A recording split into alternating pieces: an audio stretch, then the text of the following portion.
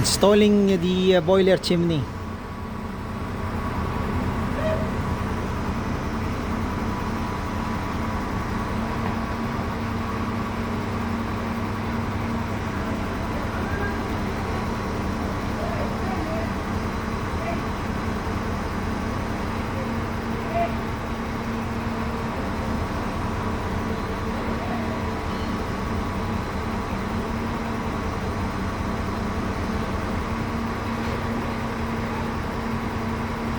So we install the wire rope that will support the three angles of the chimney.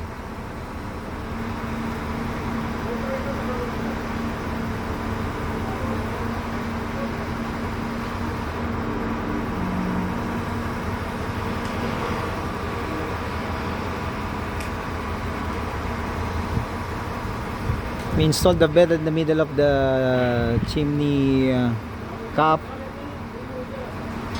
so that the center of gravity for the pipe is in the middle. It will be easy for us to mount it.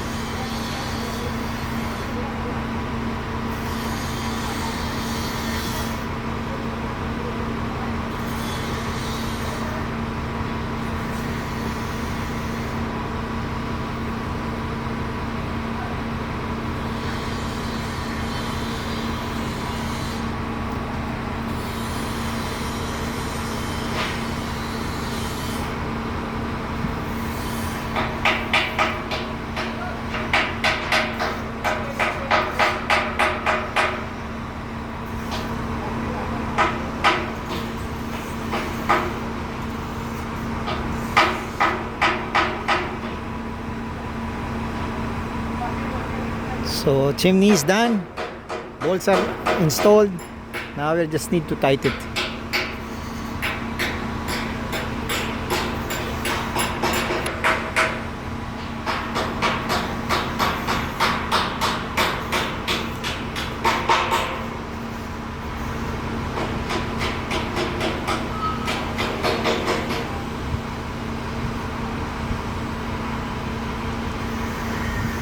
Those three wire ropes will be the support in case of wind or storm. The force of the wind will not push the chimney on a direction that it will break the the connecting flange below. That wire rope will make this tall chimney exhaust on 3 angle support for safety.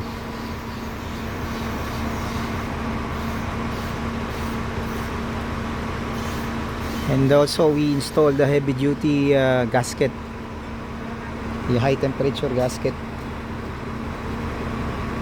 3 mm thickness.